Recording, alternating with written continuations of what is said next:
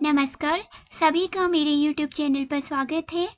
आज हम विभिन्न प्रतियोगी परीक्षाओं हेतु महत्वपूर्ण विषय रस के अवयव यानी कि अंग के विषय में जानेंगे। रस के अंगों के विषय में जानने से पूर्व हम यह जान लेते हैं कि आखिर रस होता क्या है। रस का शाब्दिक अर्थ है आनंद।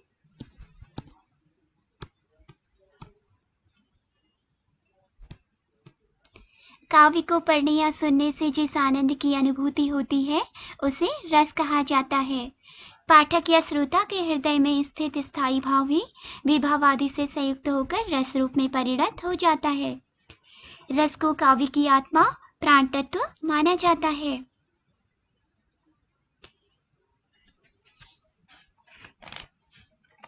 रस की उत्पत्ति भाव से होती है और भाव की परिपक्वावस्था का नाम ही रस है। अब हम रस के अंगों के विषय में जान लेते हैं। रस के 4 अंग होते हैं: स्थायी भाव, विभाव, अनुभाव और संचारी भाव। स्थायी भाव क्या होते हैं देखते हैं। हृदय में मूल रूप से विद्यमान रहने वाले भाव स्थायी भाव कहलाते हैं। ये चिरकाल तक रहने वाले तथा इस रूप में सृजित या परिणत होते हैं। अगर दूसरे शब्दों में कहें तो जिस भाव को विरोधी भाव न तो अपने में मिला सके और न अविरोधी भाव दबा सके, जो रस के प्रारंभ से लेकर अंत तक विद्यमान रहे, उसे स्थायी भाव कहते हैं। स्थायी भाव की संख्या 9 है, जिसमें रति, हास, शोक, क्रोध, उत्साह, भय, जुगुप्सा, विस्मय और निर्वेद आते हैं। रस का दूसरा अंग है विभाव।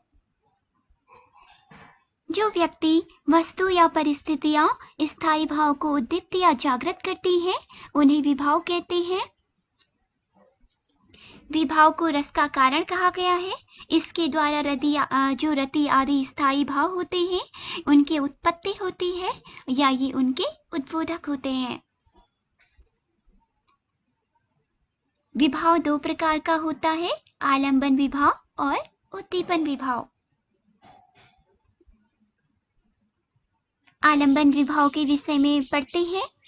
जिसका आलंबन या सहारा पाकर स्थायी भाव जगते हैं, आलंबन विभाव कहलाता है, जैसे नायक या नायिका।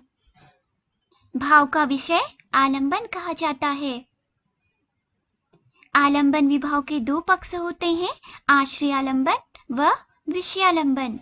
जिस व्यक्ति के हृदय में स्थायी भाव जागृत होता है वह आश्रयालंबन, तथा जिसके प्रति या जिसके कारण मन में भाव जगे वह विषयालंबन कहलाता है। यहाँ पे उदाहरण दिया गया है: यदि राम के मन में सीता के प्रति रति भाव जागता है तो राम आश्रय होंगे और सीता विषय। कहने का तात्पर्य है कि राम के मन में सीता के प्रति प्रेम जागता है तो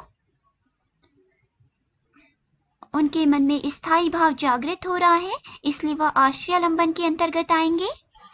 और जिसके प्रति या जिसके कारण मन में भाव जगे, जिसके कारण यह भाव उनके मन में सीता के कारण जग रहा है, इसलिए जो सीता है वह विषयालंबन के अंतर्गत आ जाएंगी। अब हम उद्दीपन विभाव के विषय में पढ़ते हैं। रस को उद्दीप्त या उभारने वाली सामग्री को उद्दीपन कहा जाता है। जिन वस्तुओं या परिस्थितियों को देखकर स्थायी भाव उद्दीप्त होने लगता है, उद्दीपन विभाव कहलाता है। कहने का तात्पर्य है कि भाव को उद्दीप्त करने वाले, बढ़ाने वाले या तेज करने वालों को उद्दीपन कहते हैं। उद्दीपन विभाव के अंतर्गत उद्दीपक सामग्रियों का उल्लेख किया जाता है, अर्थात चित्तवृत्ति विशेष को आलंबन एवं रस के उद्दीपक साधन को उद्दीपन विभाव कहते हैं। जैसे दिया गया है: कोकिल कूजन, रमणीक उद्यान, एकांत स्थल, नायक या नायिका की शारीरिक चेष्टाएं। कहने का तात्पर्य है वह वातावरण में व्याप्त चीजें जो आश्रयालंबन के हृदय में स्थायी भाव को और अधिक उद्दीप्त करती हैं, बढ़ाती हैं, तेज करती हैं। ऐसी चीजों को, ऐसी वस्तुओं को, ऐसी परिस्थितियों को उद्दीपन कहते हैं। अगला रस का भाव है, यानी उसका अंग है अनुभाव। आलंबन तथा उद्दीपन के द्वारा आश्रय के हृदय में स्थायी भाव जागृत या उद्दीप्त होने पर आश्रय में जो चेष्टाएं होती हैं उन्हें अनुभाव कहते हैं। अनुभाव के द्वारा ही भाव प्रतीति योग्य होता है। आश्रय के हृदय में स्थित भावों के व्यक्त बाह्य रूप भी अनुभाव है। अनुभाव 4 माने गए हैं, जिसमें है कायिक, मानसिक, आहार्य और सात्विक। कटाक्षादि कृत्रिम आंगिक चेष्टाएं कायिक अनुभाव के अंतर्गत आती हैं और अंतःकरण की वृत्ति से उत्पन्न प्रमोद आदि भाव का मानसिक अनुभाव कहा जाता है। इसका संबंध मस्तिष्क से होता है। कृत्रिम वेश रचना को आहार्य कहते हैं और रोमांच आदि सात्विक अनुभाव है। सत्व अर्थात मन से उत्पन्न होने वाले अनुभाव सात्विक अनुभाव कहलाते हैं। इनकी संख्या 8 है, जिसमें स्तंभ, श्वेत, रोमांच, स्वरभंग, विपथु, वैवर्ण, अश्रु, प्रलय आते हैं। एक बार और समझने की कोशिश करते हैं। शरीर के विभिन्न अंग प्रत्यंगों द्वारा जो सहज चेष्टाएं होती हैं उन्हें कायिक अनुभाव कहते हैं। इसके अंतर्गत हमारे शरीर में होने वाली चेष्टाएं शामिल की जाती हैं। इसके अतिरिक्त अंतःकरण की वृत्ति से उत्पन्न होने वाले विवेक, प्रमोद, खिन्नता आदि को मानसिक अनुभाव कहते हैं और कृत्रिम वेश विन्यास से जो भाव प्रदर्शित किए जाते हैं उन्हें आहार्य अनुभाव कहते हैं। और इसके अतिरिक्त सत्व तथा जो मन से उत्पन्न होने वाले अनुभाव सात्विक अनुभाव कहलाते हैं। इनकी संख्या हमने पढ़ ली, यह संख्या में 8 होते हैं। शरीर में अनायास उत्पन्न होने के कारण ही इन्हें सात्विक अनुभाव कहा जाता है। ये सत्व संभूत होते हैं। इनकी संख्या हमने 8 पढ़ ली थी। अब हम इनके विषय में जानते हैं। शरीर के व्यापार का रुक जाना स्तंभ कहलाता है। भय, हर्ष, लज्जा आदि के कारण ऐसी स्थिति हो जाती है। हर्ष, क्रोध, श्रम एवं रति प्रसंग आदि के कारण रोमकूपों से जल बिंदुओं का निकलना स्वेद है। स्वेद यानी पसीना। भय, हर्ष, क्रोध तथा शीत के कारण रोम समुदाय का उठना रोमांच कहलाता है। अगला है स्वरभंग। गले का रुद्ध जाना स्वरभंग कहलाता है, जिसमें हमारी जो आवाज है वह स्पष्ट नहीं हो पाती, हमारा स्वर स्पष्ट नहीं आता है। यह का स्थिति मद्यपान, हर्ष, भय या पीड़ा के कारण होती है।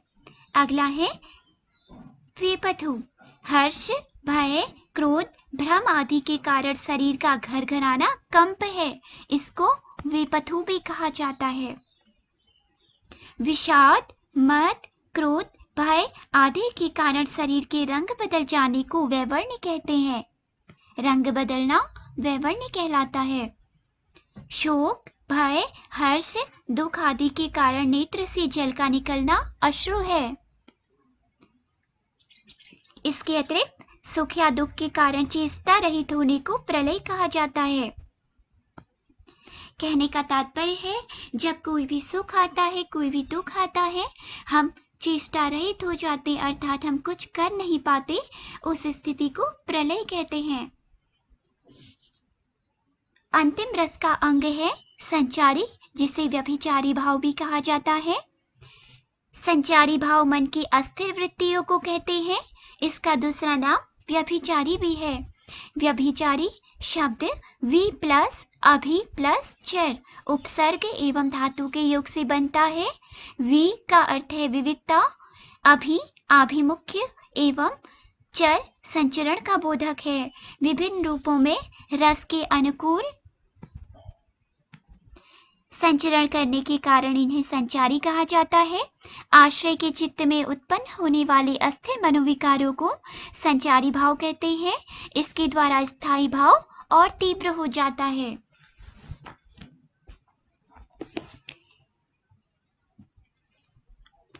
इनकी संख्या 33 मानी गई है।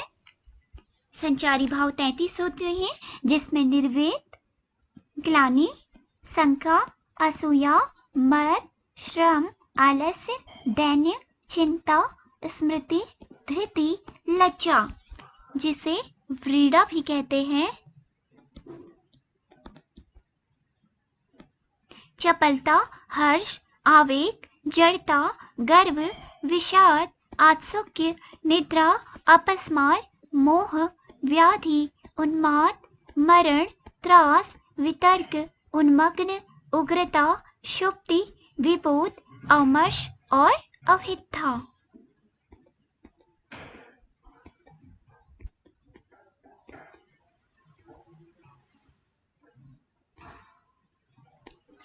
ये 33 संचारी भाव के नाम हैं।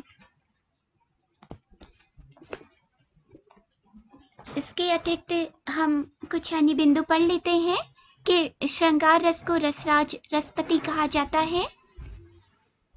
नाटक में 8 ही रस माने जाते हैं, क्योंकि वहां शांत रस को रस में नहीं गिना जाता। भरत मुनि ने रसों की संख्या 8 मानी है। श्रृंगार रस के व्यापक दायरे में वत्सल रस व भक्ति रस आ जाते हैं, इसीलिए रसों की संख्या को 9 मानना ही उपयुक्त समझा गया है। दोस्तों, रस के 4 अंगों के विषय में आज हमने पढ़ लिया है।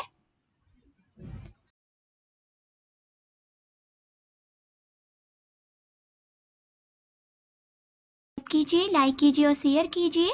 धन्यवाद।